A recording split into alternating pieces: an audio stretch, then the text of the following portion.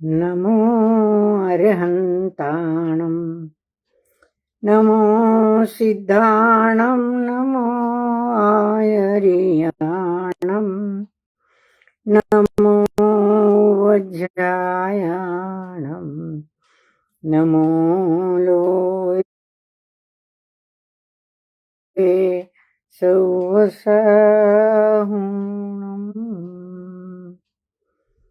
मोक्षमार्गस्य नेतारं भेतारं कर्मभूभृतां ज्ञातारं विश्वतत्त्वानां वन्दे तद्गुणलब्धये त्रैकाल्यं द्रव्यषट्कं नवपदसहितं जीवषट्कायलेशा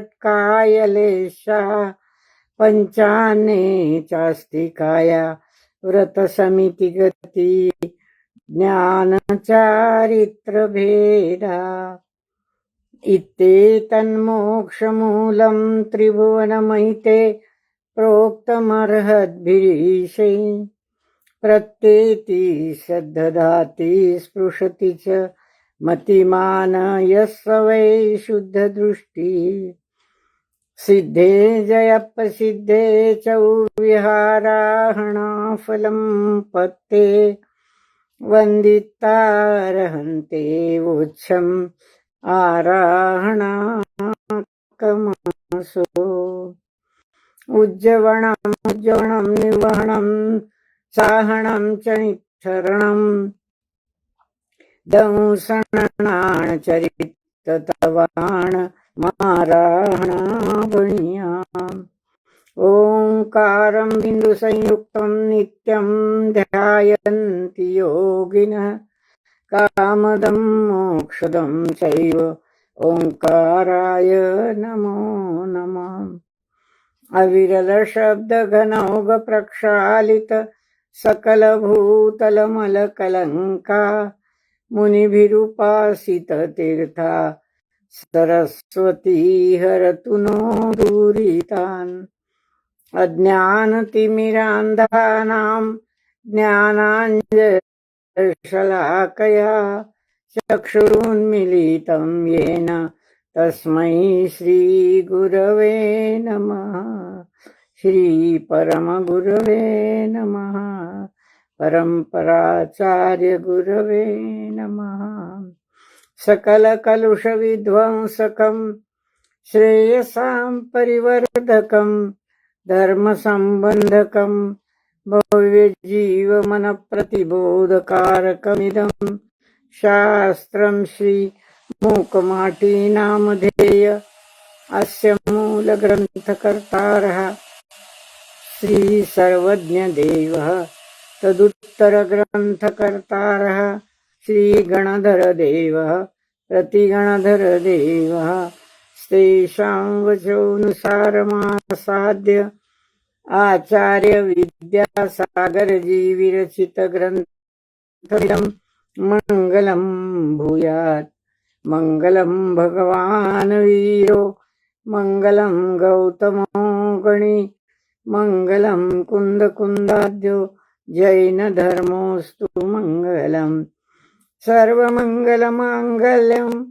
सर्वकल्याणकारकं प्रधानं सर्वधर्माणां जैनं जयतु शासनं जैनं जयतु शासनम। परम पूज्य आचार्य गुरुवर श्री विद्यासागर जी के चरणों में त्रिवार नमोस्तु नमोस्तु नमोस्तु। सभी गुरुजनों के चरणों में त्रिवार नमोस्तु नमोस्तु नमोस्तु।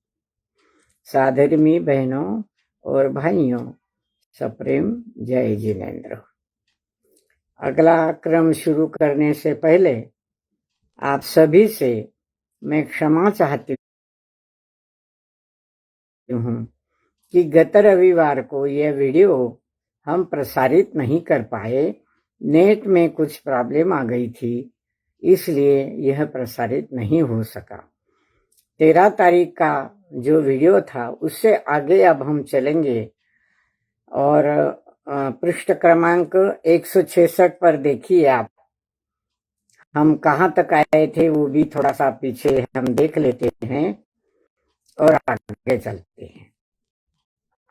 पृष्ठ क्रमांक 166, यहाँ अंतिम पंक्तियों में 99 का चमत्कार गणित रूप में दिखाया है आचार्य श्री ने, और ये सिद्ध किया है कि 99 की संख्या को 9 की संख्या को कितनी भी बार 99 की संख्या को आप कितनी भी बार गुणन करें, जैसे 9 99 या 9 से 2 को गुणा करने पर 18 आए, तो 18 में 2 अंक है, 1 और 8, तो दोनों को मिला के 9 बनता है। कितनी भी बार आप गुणन करो इस पद्धति से, अंत में होगा, रहेगा, बचेगा 9।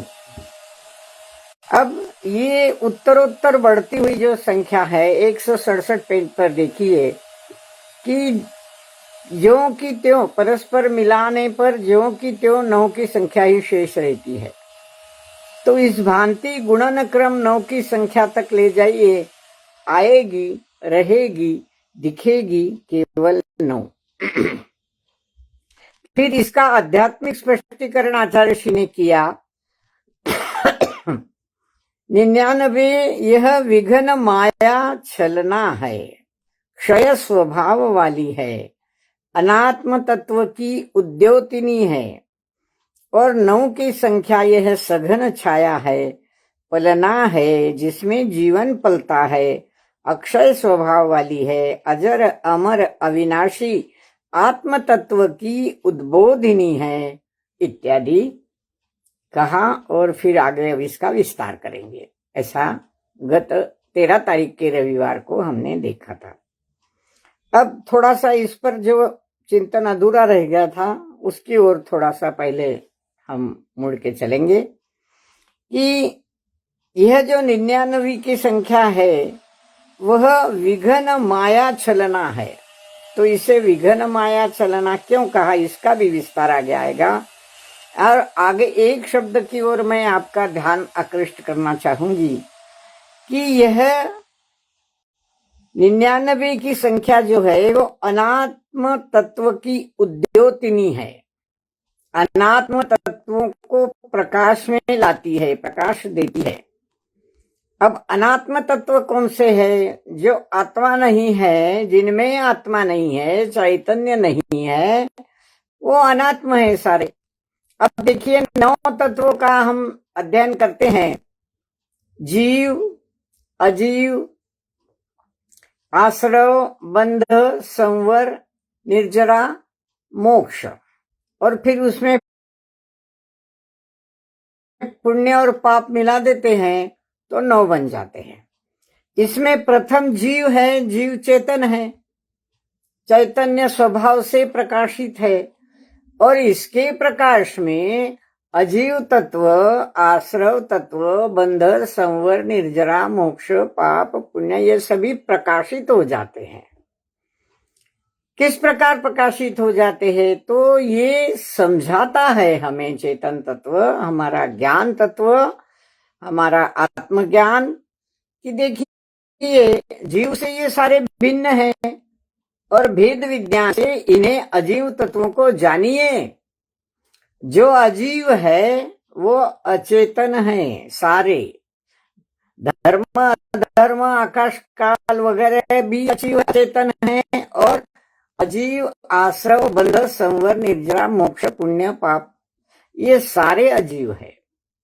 इनको प्रकाश में लाता है। किस लिए प्रकाश में लाता है? ये आत्म तत्व, ये ज्ञान तत्व इसलिए प्रकाश में लाता है कि इन्हें जानो, इन्हें जानो कि ये मैं नहीं हूं, आश्रव मैं नहीं हूं, अजीव पुद्गल मैं नहीं हूं, आश्रव मैं नहीं हूं, बंध, संवर, निर्जरा, मोक्ष, पाप, पुण्य, ये मैं नहीं हूं। मैं कौन हूं? मैं एक चेतन आत्मा हूं, जीव तत्व हूं। इस प्रकार इन अजीव तत्वों को जानना ये आत्म तत्व का उद्बोधन है। आत्म तत्व इसका उद्बोधन करता है, इसका उद्योत करता है, प्रकाश देता है। देखिए, भेद विज्ञान से जो हम नहीं हैं उनका भी अध्ययन करना पड़ता है।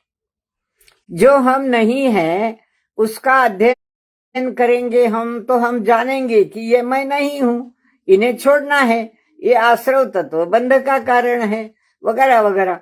इसी प्रकार ये सारे 9 तत्वों में मैं नहीं हूं, मैं चेतन आत्मा हूं। अर्थात इनको किस लिए जानना है? इनको छोड़ने के लिए जानना है। बिना जाने हम इनको छोड़ेंगे नहीं तो इनके प्रति हमें आत्मीयता निर्माण हो जाएगी और हम उसमें ही अटकते रहेंगे, उसमें ही चक्कर लगाते रहेंगे, गोते खाते रहेंगे। आश्रव क्या है ये जब तक नहीं समझेंगे तब तक बंध क्या है कैसे समझेगा? जब तक बंध नहीं समझेंगे तो फिर उसकी निर्जरा, उसका संवर कैसे हो ये कैसे समझेंगे? संवर पहले, फिर निर्जरा, फिर हमें जाना कहाँ है? हमें जाना है मोक्ष। तो मोक्ष का जो पथ है वह पथ भी अजीब ही है, ये ध्यान में रखिए आप।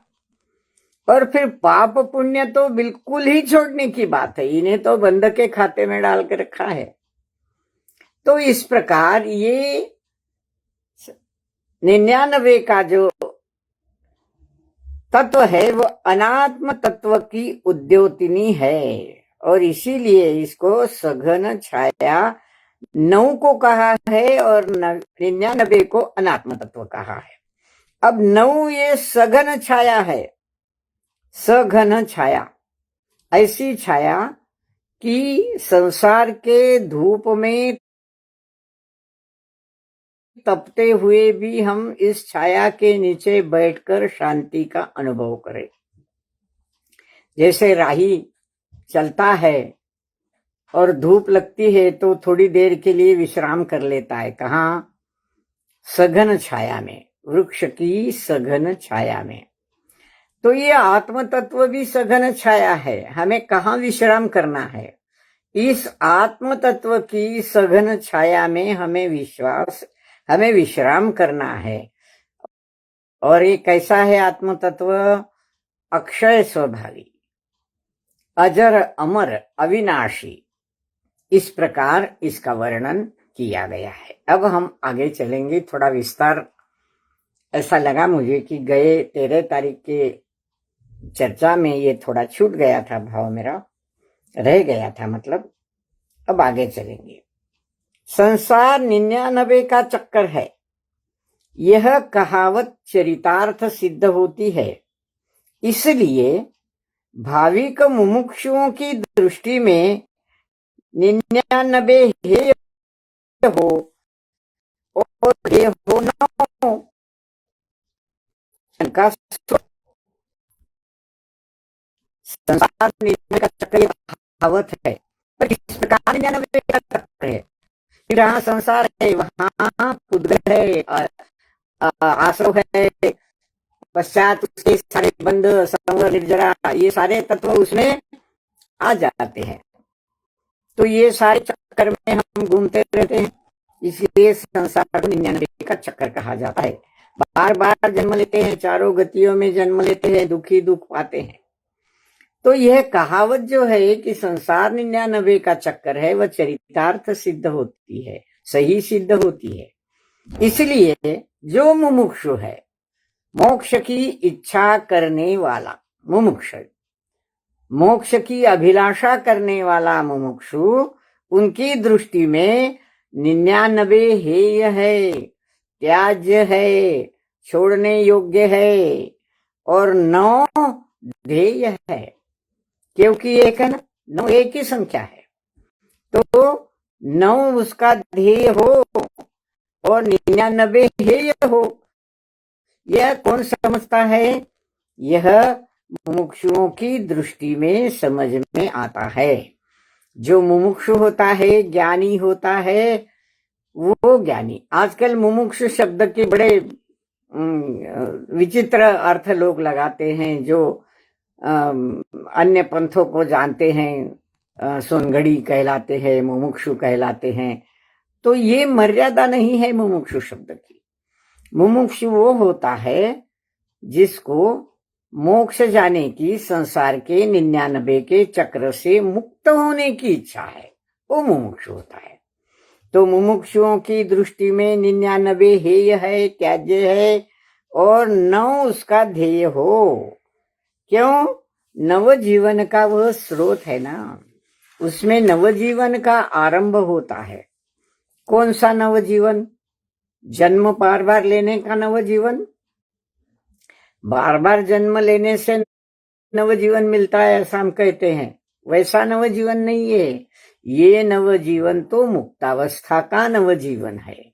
वो मुक्तावस्था के लिए, मोक्ष अवस्था के लिए, सिद्ध अवस्था के लिए 9 पर हमारी दृष्टि होनी चाहिए और 99 को हेय समझना चाहिए।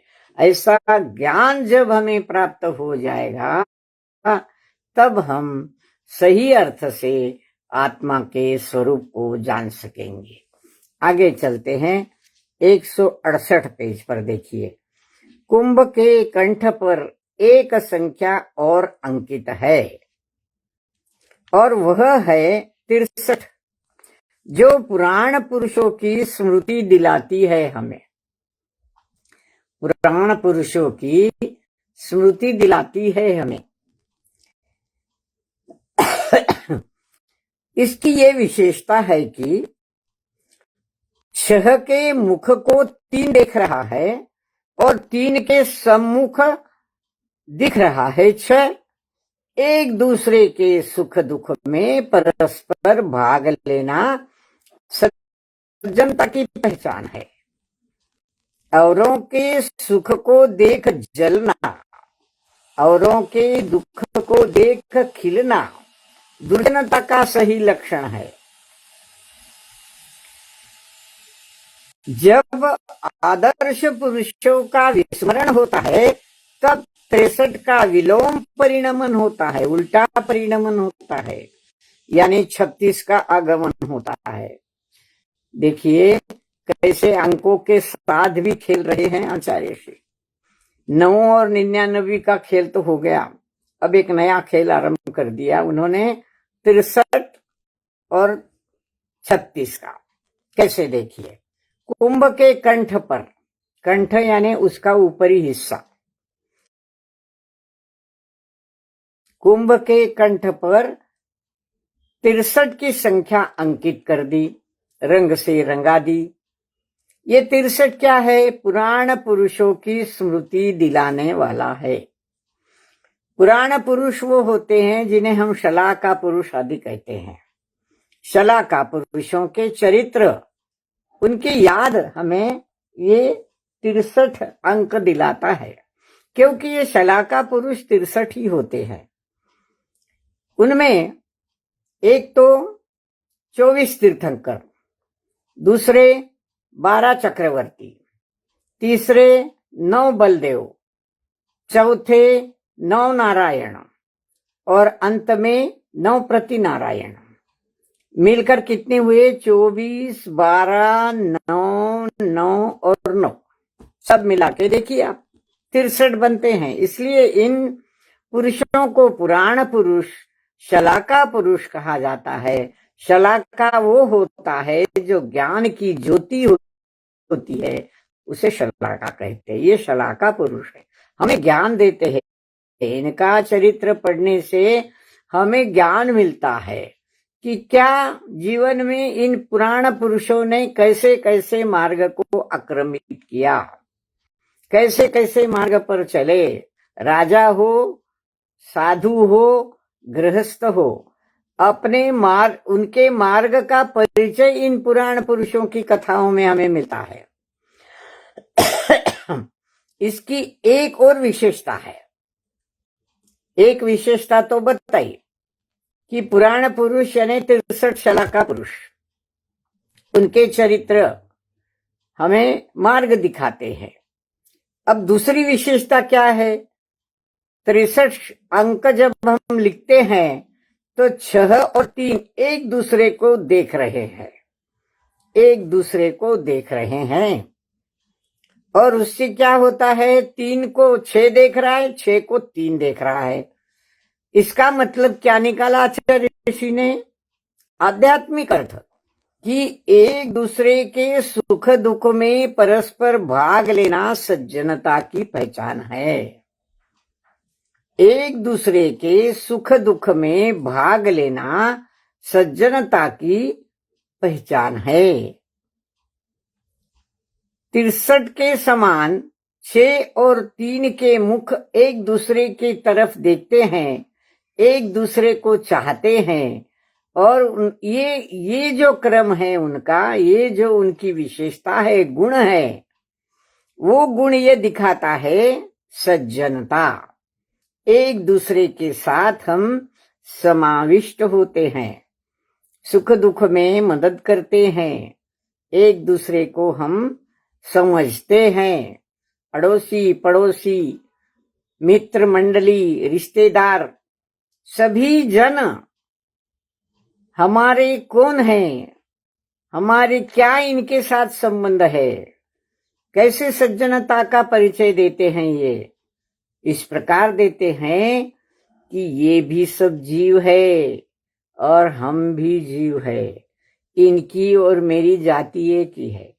केवल अड़ोसी पड़ोसी रिश्तेदार ही नहीं, तिर्यंच प्राणी भी, देव भी, नारकी भी, सब जितने भी जीव है, केंद्रीय से लेकर पंचेंद्रिय तक, सभी जीव मेरे समान है।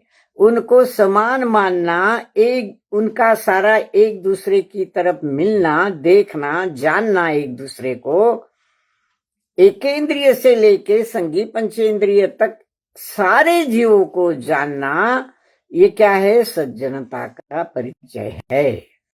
ये सज्जन है। सज्जन शब्द क्या दिखाता है? इसका विग्रह करिए तो सत जन, त और ज मिला के ज में ज हो जाता है, डबल ज हो जाता है, सत जन। ये सारे सत जन है, ये जीव है ना, इसलिए ये सत जन है। सत को दिखाने वाले, सत को जानने वाले, सत को पहचानने वाले हैं। इनका परिचय होना चाहिए। केंद्रीय जीव कौन है, द्विंद्रिय कौन है, संगी पंचेंद्रिय कौन है, नारकी कौन है, तिर्यंश कौन है, देव कौन है, सब जीवों को उनके सारी विशेषताओं सहित, उनके सारे गुण दोषों सहित हमें उन्हें जानना है। ये सतजन है, इन सतजनों का हमें परिचय देना है।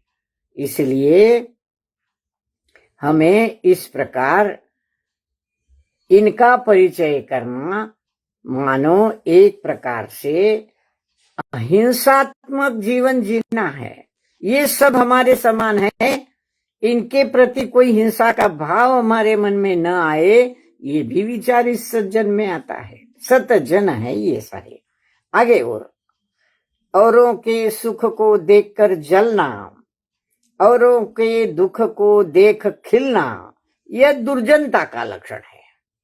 जब सज्जनता का अंग दिखा दिया, अब दुर्जनता का अंग क्या है? औरों के सुख को देखकर जलना। उसको कैसे सुख मिला, उसको कैसे धन मिला, उसको कैसे इतना पैसा मिला, मैं तो ऐसा हूं, मेरे को तो कुछ मिलता ही नहीं, इतने श्रम करके भी मैं ऐसा ही रहता हूं, वगैरह वगैरह। एक दूसरे के सुख को देखकर जलना और औरों के दुख को देखकर खिलना। कोई दुखी आदमी हो तो उसको देखकर आनंदित होना, खिलना, फूल जैसे खिलता है वैसे खिलना। उसको दुख होता है ना, वाह अच्छा हुआ, ऐसा ही होना चाहिए, ऐसा ही मरना चाहिए, उसको कोरोना हो जाए, उसको ये हो जाए। इस प्रकार दूसरे की दुख को देख आनंद मनाना, खुशी होना, ये दुर्जनता का लक्षण है। दुर्जन है ये सतजन नहीं है, अर्थात दुर्जन है। तब जब आदर्श पुरुषों का विस्मरण होता है, तब 63 का विलोम परिणमन होता है। हम इन शलाका पुरुषों के चरित्र पढ़ते नहीं हैं, पुराण पुरुषों के चरित्र पढ़ते नहीं हैं, उनके गुणों को जानते नहीं हैं, उनका चरित्र जानते नहीं हैं, तो उनका विस्मरण हमें हो जाता है। कौन था, कैसे था, कौन नारायण थे, कौन तीर्थंकर थे, क्या उनका जन्म, कैसे उनका, सारी बातें उनके बारे में हम नहीं जानते हैं, उसका विस्मरण कर देते हैं। तो क्या होता है फिर? सज्जनता का विलोम परिणमन हो जाता है। 63 का विलोम यानी उल्टा परिणमन हो जाता है। उल्टा परिणमन यानी 6 और 3 एक दूसरे की ओर नहीं देखते। 3 मुंह फेर लेता है और 6 भी मुंह फेर लेता है एक दूसरे को देखकर। और फिर क्या होता है? यानी 36 का आगमन होता है। 36 का आगमन किसे कहते हैं? ये सारी कहावतों का बहुत सुंदर आध्यात्मिक अर्थ दिया है आचार्य श्री ने। 36 का आगमन हुआ। हम किसी भी अपने को न चाहने वाले, जिसको हम अपना शत्रु समझते हैं, अपना नहीं समझते, मित्र नहीं समझते, उसे हम कहते कि वो तो 36 का आंकड़ा है, उसका मेरा नहीं जमता, मैं उससे बात भी नहीं करूंगा, नहीं करता हूं। ये 36 का आंकड़ा 63 का विलोम परिणमन है, विरुद्ध है। एक दूसरे की ओर मुंह करके नहीं देखना, उल्टे चलना, बल्कि उनके सुख में अपन दुख मानना और उनके दुख में अपन सुख मानना, ये दुर्जनता यहाँ 36 में पैदा हो जाती है। तो 9, 99, 63 और 36 इन आंकड़ों के आध्यात्मिक अर्थ भी हम ध्यान में रखेंगे। जब 36 की याद आएगी, जब 63 की याद आएगी, 63 की याद आएगी, तो हम उन शलाका पुरुषों के चरित्र को याद करेंगे, उनको विस्मरण नहीं होने देंगे। और 36 की याद आएगी तो हम कहेंगे नहीं, ये तो उपयुक्त नहीं है। हम उनसे क्षमा मांगेंगे और उनसे 63 का भाव पैदा करेंगे। एक दूसरे की तरफ हम उनका मुंह देखेंगे, उनके साथ मिलान करने का प्रयत्न करेंगे। तो ये है इन आंकड़ों का विशेष आध्यात्मिक परिचय। आगे और हम चलते हैं। आचार्य जी क्या कहते, देखिए, 3 और 6 इन दोनों की दिशा एक दूसरे के विपरीत है। 36 को समझाएं अभी। 3 और 6 इन दोनों की दिशा एक दूसरे से विपरीत है। विचारों की विकृति ही आचारों की प्रकृति की उल्टी करवट दिखाती है। कलह, संघर्ष छिड़ जाता है परस्पर।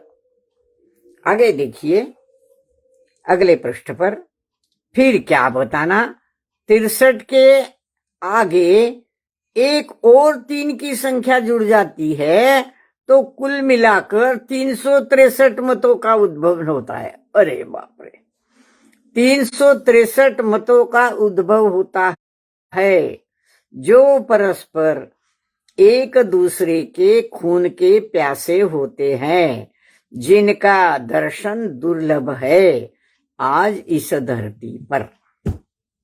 और एक संख्या मिलाकर और विस्तार करके दिखाया है कि 3 और 6 दोनों एक दूसरे को पीठ दिखाकर अगर चलने लग गए तो यूं समझिए कि उनकी विचारों में ही विकृति है, और वह विकृति आचारों की प्रकृति को उल्टी करवट दिखाती है। उल्टी करवट, मुंह फेर लेना एक दूसरे की ओर।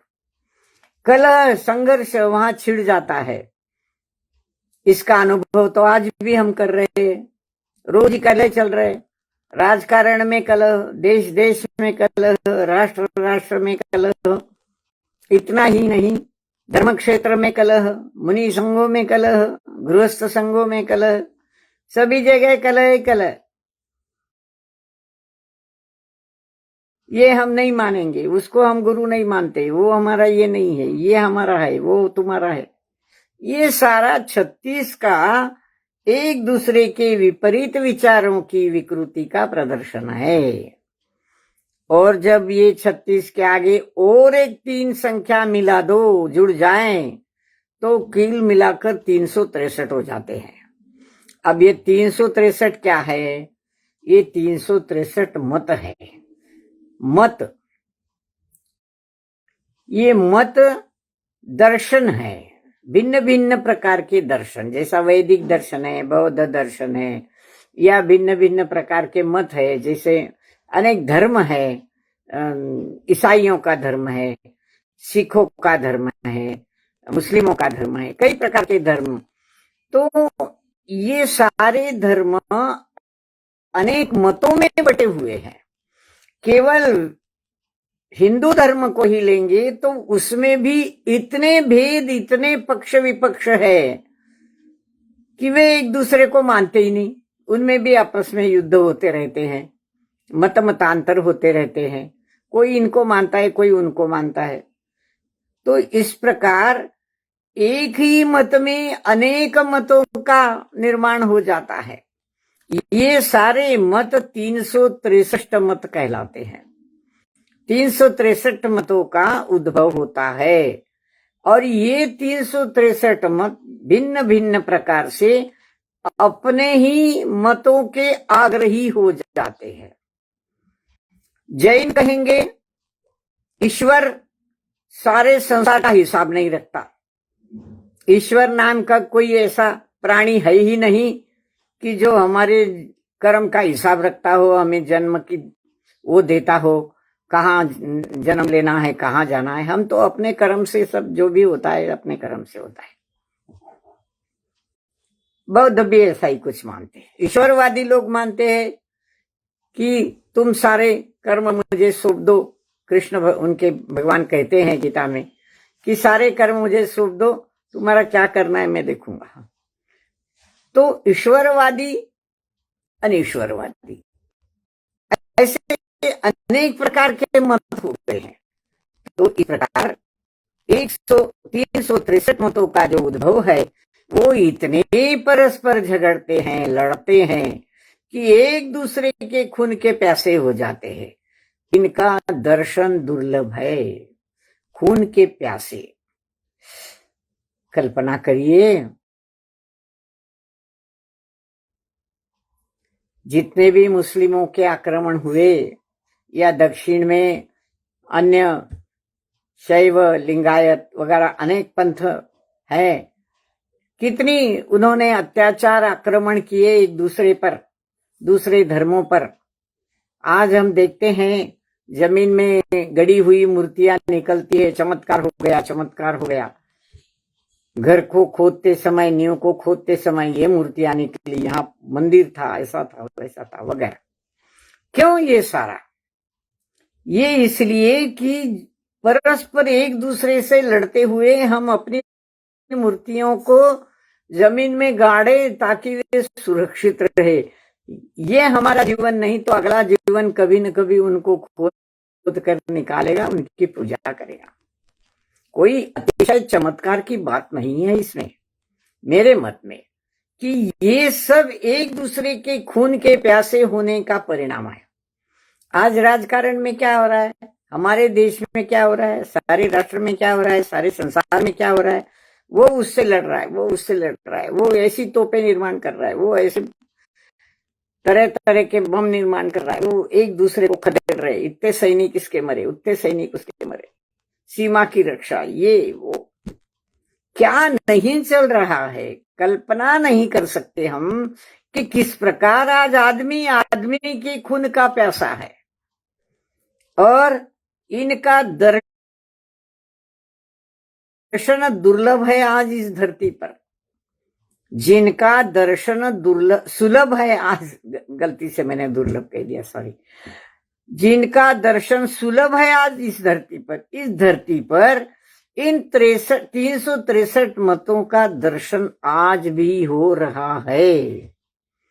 सब क्षेत्रों में, राजकारण से लेकर गृहस्थ मनुष्य जीवन तक एकेंद्रिय से लेकर पंचेंद्रिय तक वो उसको खाता है, वो उसको खाता है। हम देखते हैं कि वो बड़ी मछली छोटी मछली को खा जाती।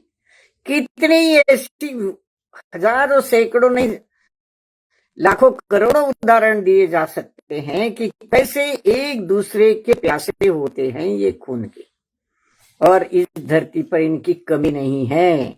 आज इनका दर्शन सहजता से हो जाता है। आगे चलेंगे। आगे कहते हैं आचार्य श्री, कुंभ पर हुआ यह सिंह और श्वान का चित्रण। एक नया विषय और आ गया। देखिए, सिंह और श्वान का चित्रण, वो भी बिन बोले ही संदेश दे रहा है। दोनों की जीवनचर्या चाल परस्पर विपरीत है। पीछे से कभी किसी पर धावा नहीं बोलता सिंह, गरज के बिना गरजता भी नहीं, और बिना गरजे किसी पर बरसता भी नहीं, यानी मायाचार से दूर रहता है सिंह। सिंह की विशेषताएं बताई है। शिल्पकार ने, कुंभकार ने कुंभ पर सिंह और श्वान का, कुत्ते का चित्रण किया। क्या बताता है सिंह? दोनों की चर्या में कितना विरोध है, दोनों की चर्या कैसे भिन्न भिन्न है, वो बताता है। और क्या बताता है कि सिंह का जीवन कैसा हो। देखो, दोनों की चर्या विपरीत है, परस्पर विपरीत है।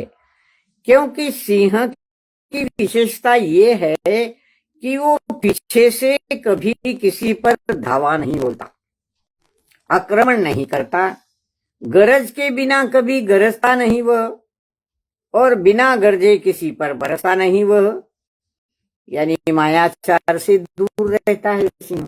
सिंह कहते ही हमें भगवान की याद आ जाती है, उनका चित्र सिंह, लक्षण, उनका लांछन। तो ये सिंह की विशेषता है।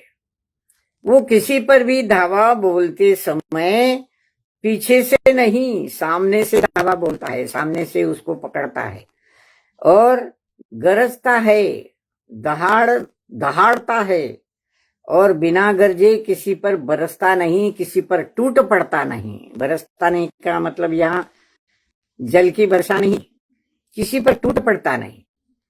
तो मायाचार नहीं है, जो है आमने सामने, आगे पीछे कुछ नहीं। इस प्रकार का सिंह का स्वभाव है। अब श्वान का स्वभाव देखिए, कुत्ते का, वो तो पीछे से जा काटता है, बिना प्रयोजन, जब कभी भोंकता भी है। जीवन सामग्री हेतु दीनता की उपासना, 170 पृष्ठ पर चलिए। जीवन सामग्री हेतु दीनता की उपासना कभी नहीं करता सिंह, जबकि स्वामी के पीछे पीछे पूंछ हिलाता श्वान फिरता है एक टुकड़े के लिए। क्या फर्क है दोनों में? सिंह दीन वृत्ति का नहीं है, सिंह दीन वृत्ति का नहीं है। क्यों? कि वह अपनी जीवन सामग्री जुटाने के लिए कभी दीनता की उपासना नहीं करता। दोनों हाथ फैलाकर मुझे दे दो ऐसा नहीं कहता कभी। वो तो झपट कर स्वयं अपने जीवन की सामग्री, अपना खाना, जो भी उसे चाहिए वो प्राप्त कर लेता है। अपने परिश्रम से, अपने वीर्य से, अपने पुरुषार्थ से वह प्राप्त कर लेता है। और श्वान क्या करता है? पीछे से जा काटता है, और बिना प्रयोजन कभी कभी भौंकते ही रहता है।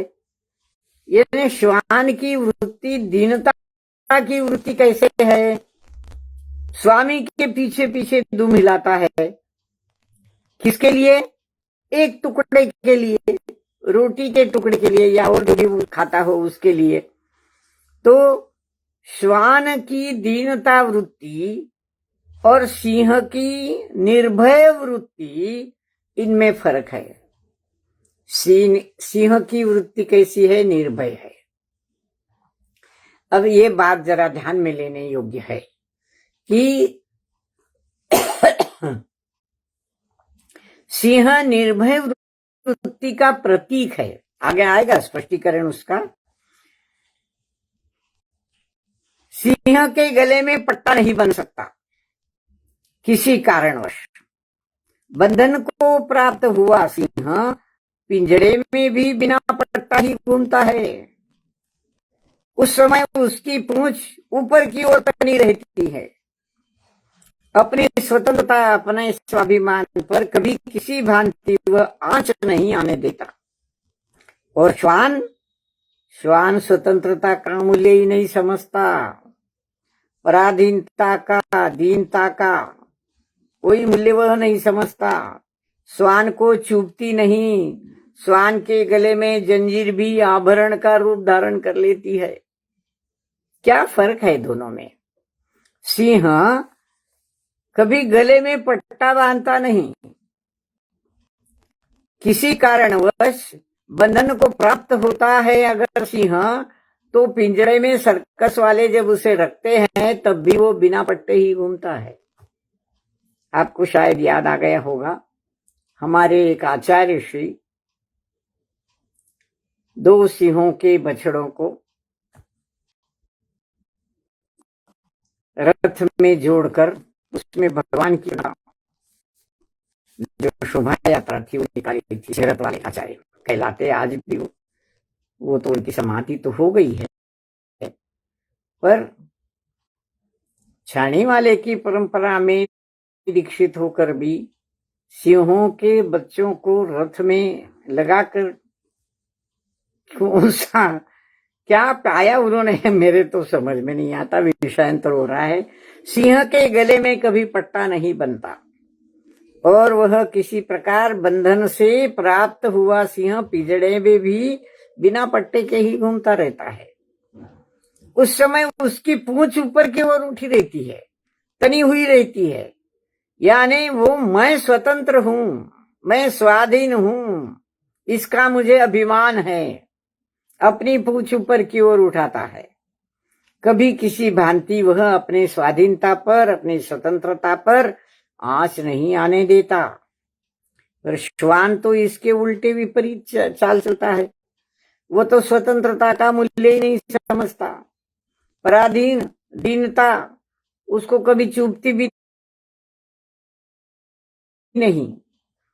श्वान के गले में जंजीर बांधनी पड़ती है, भाग न जाए। पाले हुए कुत्ते जो होते हैं जंजीर से बांध कर चलते हैं। सुबह सुबह आप देखेंगे सड़कों पर कुत्तों के, अपने पाले हुए कुत्तों के, पालतू कुत्तों के गले में जंजीर बांधकर उसे घुमाने ले जाते हैं उनके मालिक। तो गले में जंजीर है किस प्रकार? जैसे कोई आभरण उन्होंने पहना हो, कोई अलंकार पहना हो, कोई गहना पहना हो। इस प्रकार वह दीनता का प्रतीक है गले में जंजीर होना। तो दोनों के स्वभाव में, चाल चलन में क्या फर्क है यह हमने देखा। और भी देखिए, और भी विशेष यह है कि श्वान को पत्थर मारने से वह पत्थर को ही पकड़ के काटता है, मारक को नहीं।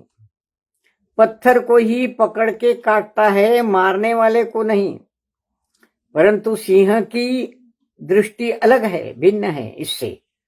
सिंह विवेक से काम लेता है, सही कारण की ओर ही सदा दृष्टि जाती है सिंह की। वह मारक पर मार करता है। आगे 171 पेज पर, श्वान सभ्यता संस्कृति की इसलिए निंदा होती है कि वह अपनी जाति को देखकर धरती खोदता गुर्राता है, और सिंह अपनी जाति से मिलकर जीता है। राजा की वृत्ति ऐसी ही होती है और होनी भी चाहिए। कोई कोई श्वान पागल भी होते हैं, और वे जिन्हें काटते हैं वे पागल हो श्वान सम भोंकते हैं नियम से, और कुछ ही दिनों में मर भी जाते हैं। परंतु यह कभी नहीं सुना कि सिंह पागल हुआ हो। तुलना हर जगह कही है आचार्य श्री ने कि श्वान को पत्थर मारो तो वो पत्थर को काटता है, पत्थर को पकड़ने को देखता है, मारने वाले को नहीं। परंतु सिंह विवेकी है, वह हमेशा सही कारण की ओर ही दृष्टि लगाता है। और अगर कोई उसे मारे तो मारने वाले पर वह अपना आक्रमण कर देता है। और श्वान सभ्यता की संस्कृति की निंदा होती है।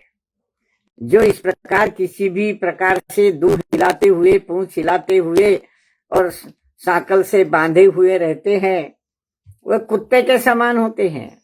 हमेशा किसी को गाली देनी होती है, उसकी दीनता पर हंसना होता है, तो कुत्ता कह के उसको बुलाया जाता है हमारी भाषा में। तो इसलिए उसकी निंदा होती है। वह सभ्यता की संस्कृति कुत्ता संस्कृति है, श्वान संस्कृति है। हाँ, पर अपनी जाति को देखकर गुर्राएगा, जमीन खोदेगा। अपनी जाति वालों को देखकर, यानी कुत्तों को कुत्ता देखकर गुरगुराता है, जमीन खोदता है, लड़ता है। पर सिंह अपनी जाति में मिलकर जीता है, झुंड होते हैं उनके। जब हम इस प्रकार किसी जंगल में जाते हैं तो सिंहों के झुंड हमें दिखाई देते हैं। सिंह, सिंहनी, बच्चे और भी एक दो सिंह उनके साथ होते हैं। तो सिंह कैसा है? अपनी जाति में मिलकर जीता है। राजा की वृत्ति ऐसी ही होती है। सिंह राजा है, जंगल का राजा कहलाता है वह, और होनी भी चाहिए। जो राजा है वह सबको मिलकर चले, अपनी जाति पर गुर्राए नहीं, जमीन खोदे नहीं, उनसे लड़ाई न करे, भौंके नहीं उन पर। ऐसा होता है राजा। जैसे सिंह जंगल का राजा कहलाता है। और श्वान तो पागल भी होते हैं, और वे जिन्हें काटते हैं वो भी पागल हो जाता है। श्वान काटता है तो बड़े बड़े 14 इंजेक्शंस लेने पड़ते हैं पेट में, ये लंबी सुई होती है। नहीं तो पागलपन का दौरा उसे भी पड़ जाता है। और भोंक भोंक कर वह जिसको कुत्ता काटा है, पागल कुत्ता, वो व्यक्ति, वो आदमी मर जाता है। अगर हम कोई गलत काम करते हैं तो हम भी कहते, क्या मैं ऐसा नहीं कर सकता? मेरे को क्या पागल कुत्ते ने काटा है क्या? तो पागल कुत्ते का काटना अच्छा नहीं समझा जाता, क्योंकि वह तो एक प्रकार से पागलपने की सूचक है, पागल कुत्ते का काटना। और जिन्हें काटते हैं वो भी कुत्ते के जैसे पागल हो जाते हैं, भौंकते हैं, नियम से भौंकते रहते हैं जब तक जिंदा रहते हैं। और भौंकते भौंकते कुछ ही दिनों में वे मर भी जाते हैं। परंतु कभी सुना आपने कि सिंह कभी पागल हुआ है और किसी को काटा है, और जिसको काटा है वो पागल हो गया है? इस प्रकार सिंह की वृत्ति में, सिंह की सभ्यता में, संस्कृति में काटने का विषय नहीं है। श्वान जाति का एक और अति निंद्य कर्म है। जब कभी वह क्षुधा से पीड़ित हो, खाद्य नहीं मिलने से मल पर भी मुंह मार लेता है, और जब मल नहीं मिलता तो अपने संतान को ही खा लेता है।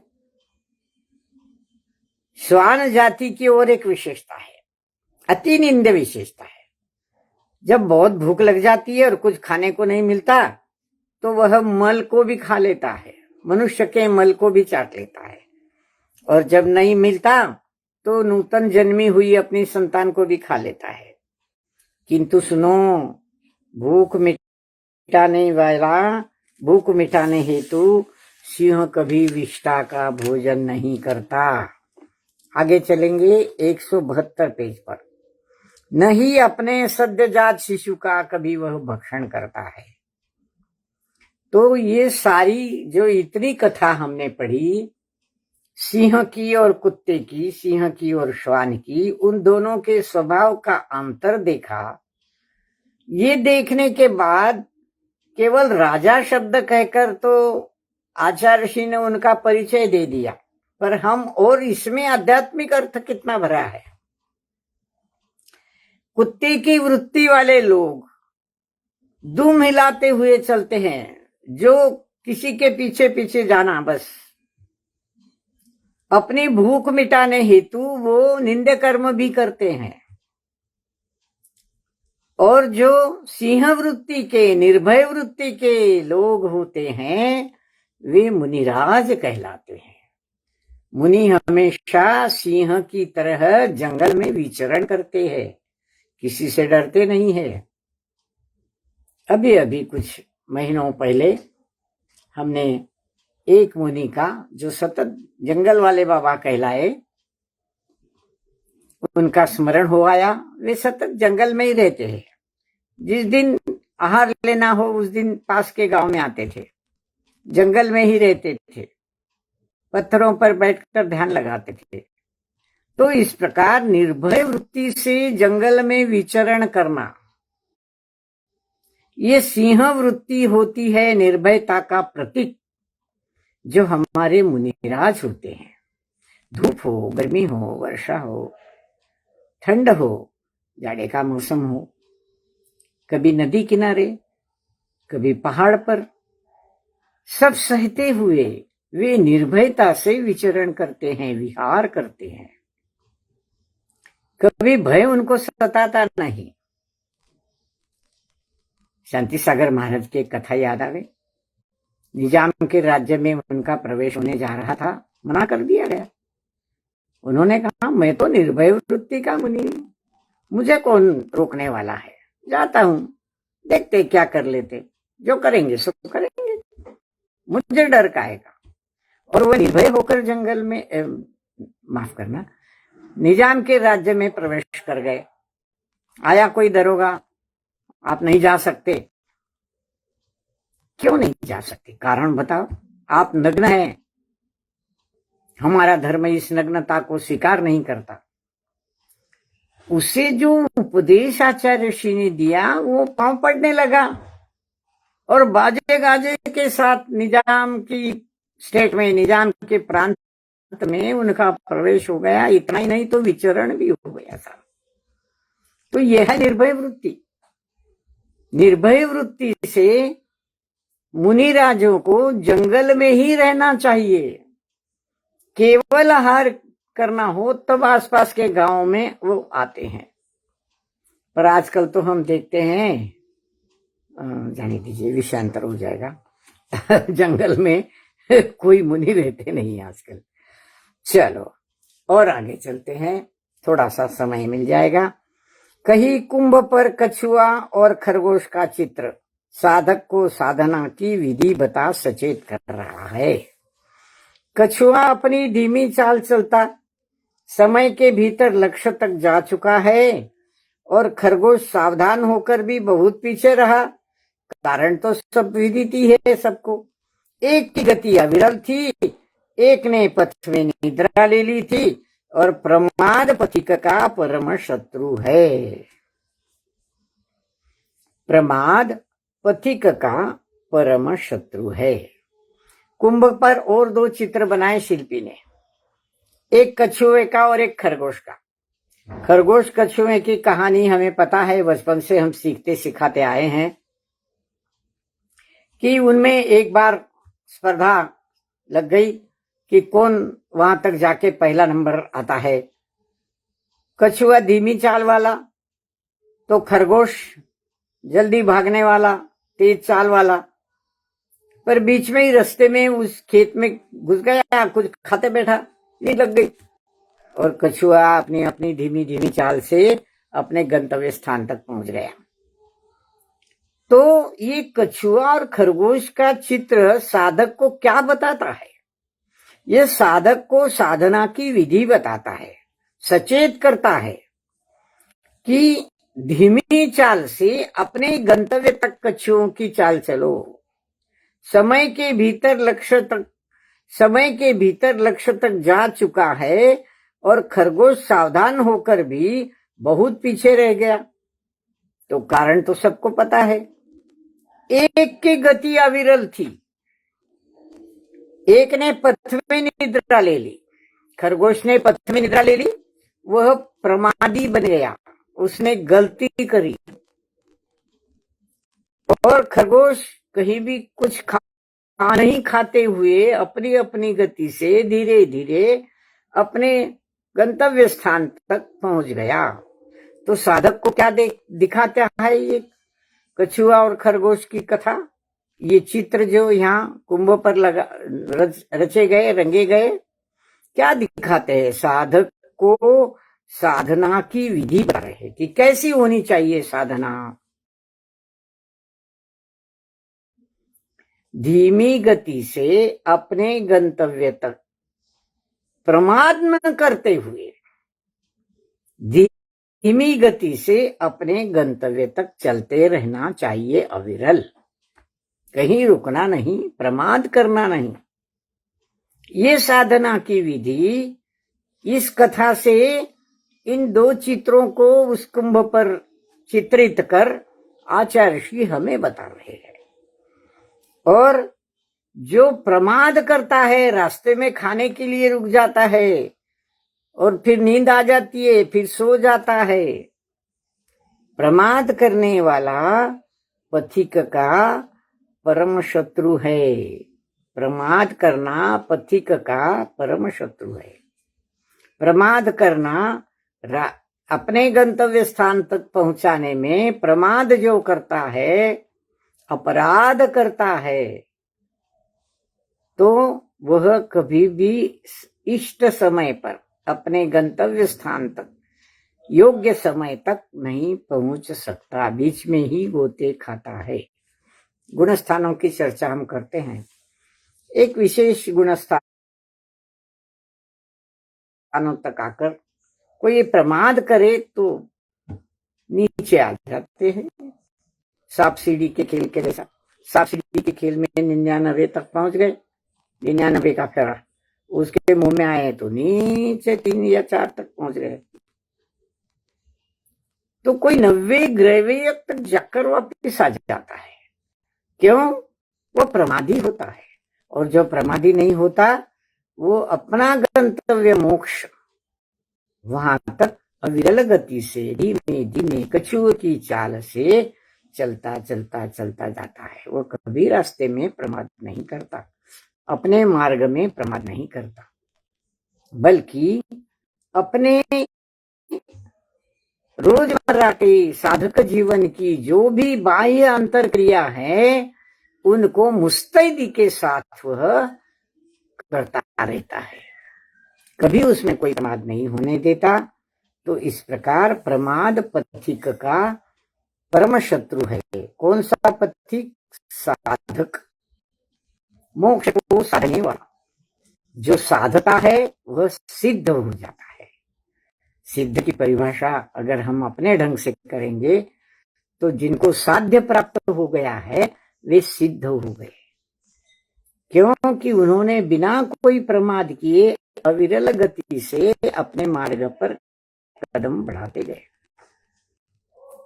तो सिद्ध होना, मोक्ष जाना, मुक्त होना, संसार के 99 के चक्र से मुक्त होना, ये साधना की पद्धति इस कछुए और खरगोश का चित्र हमें बताती है, सिखाती है।